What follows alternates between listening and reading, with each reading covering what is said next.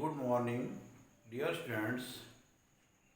प्यारे बच्चों, इससे पहले वीडियो में आपने ये पढ़ा कि मेंडल्स लॉ ऑफ डोमिनेंस, उसमें ये बताया गया था कि जो प्रभावी लक्षण होते हैं वो F1 जनरेशन में दिखाई देते हैं, मगर अब आप जो पढ़ने जा रहे हैं इनकम्प्लीट डोमिनेंस, अपूर्ण प्रभाविता, यानी कि ये नियम जो है वो मेंडल के नियमों का एक अपवाद स्वरूप है। तो स्टार्ट करते हैं। किसी विषम युग्मनजी यानी हेट्रोजाइगस या हाइब्रिड कैरेक्टर्स संकर लक्षण में जब कोई प्रभावी कारक यानी कि डोमिनेंस कैरेक्टर अपना पूर्ण प्रभाव प्रदर्शित नहीं कर पाता तो किसी हद तक अप्रभावी लक्षण भी प्रदर्शित हो जाता है। यानी कि मेंडल का जो लॉ ऑफ डोमिनेंस था उसमें ये बताया गया था कि जो डोमिनेंट कैरेक्टर हैं वो ही फर्स्ट फिलियल जनरेशन में शो करते हैं, मगर यहाँ पर ये आपको बताया जा रहा है कि जो प्रभावी पूर्ण प्रभाव प्रदर्शित नहीं कर पाता, यानी कि जो डोमिनेंस कैरेक्टर हैं, जो किसी पौधे का जो डोमिनेंट कैरेक्टर है या किसी एनिमल का, तो वो फर्स्ट फिलियल जनरेशन में किसी हद तक अप्रभावी रहता है और शो नहीं कर पाता है। इस प्रकार दोनों ही प्रभाव यानी कि डोमिनेंस एंड रेसेसिव, प्रभावी अप्रभावी प्रदर्शित होते हैं, यानी प्रभावी प्रदर्शित होता है और अप्रभावी जो रेसेसिव कैरेक्टर है वो भी प्रदर्शित हो जाता है, तथा ये अपूर्ण प्रभाविता इनकम्प्लीट डोमिनेंस कहलाती है। जब कभी ऐसा होता है कि अप्रभावी कैरेक्टर भी शो कर जाता है F1 जनरेशन में, तो ये कहलाता है इनकम्प्लीट डोमिनेंस। अपूर्ण प्रभाविता की खोज सर्वप्रथम कार्ल कॉरेंस ने 1903 में की थी। यह मेंडल के नियमों का अपवाद भी है। जैसा मैंने बताया आपको कि ये मेंडल के नियमों का अपवाद भी है, अतः मेंडल का पूर्ण प्रभाविता का नियम सदैव सही नहीं होता।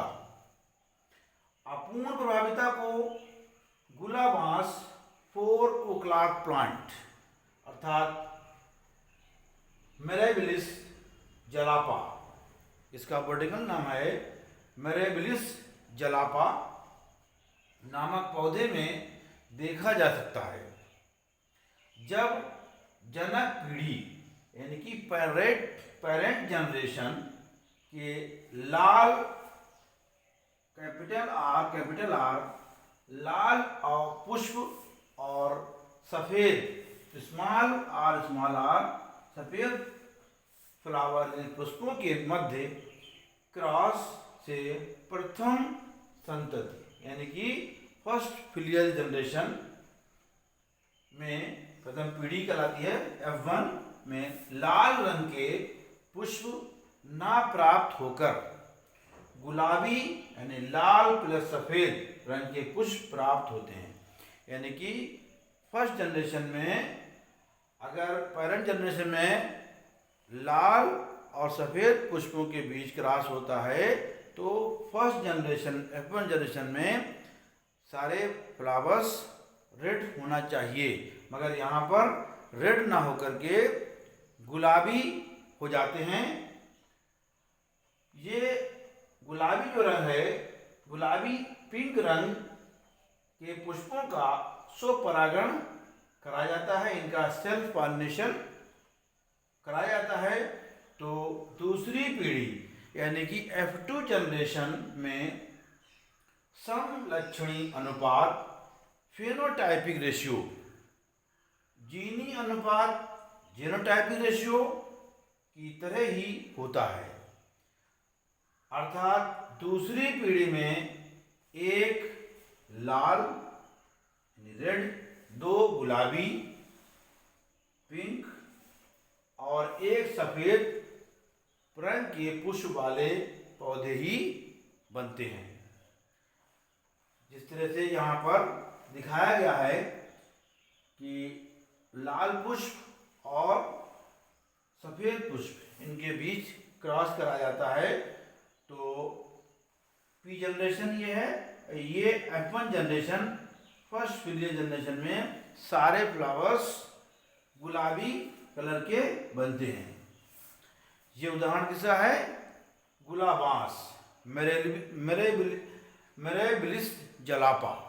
ये इसमें ऐसा देखा जाता है कि सारे फ्लावर्स गुलाबी बनते हैं। जब उनके बीच सेल्फ पॉलिनेशन करा जाता है तो F1 F2 जनरेशन में लाल गुलाबी गुलाबी सफ़ेद, यानी कि इनका 1:2:1 का रेशियो होता है। यहाँ पर दिखाया गया है लाल के लिए कैपिटल R कैपिटल R, गुलाबी के लिए कैपिटल स्मॉल r और सफ़ेद के लिए स्मॉल r स्मॉल r।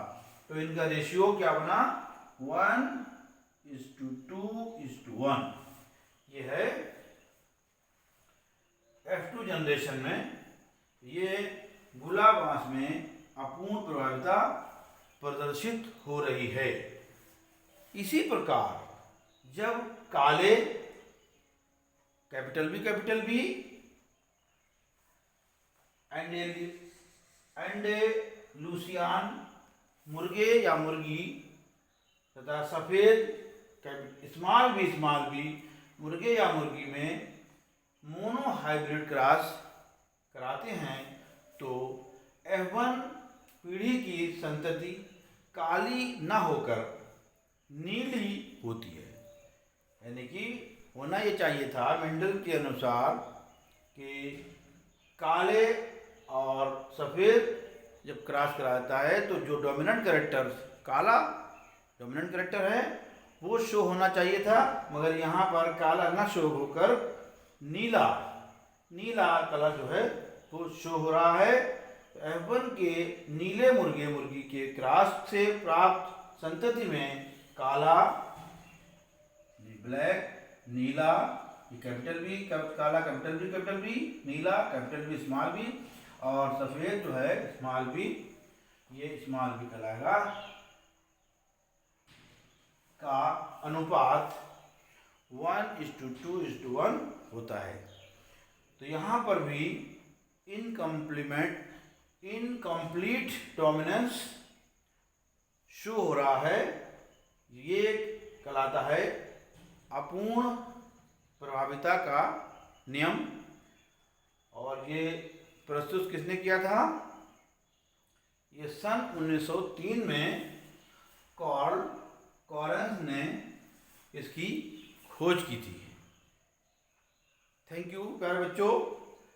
इस वीडियो को आप शेयर करें, सब्सक्राइब करें, लाइक और कमेंट करें ताकि ये और स्टूडेंट्स के लिए इससे और फ़ायदा उठाएं बच्चे दूसरे।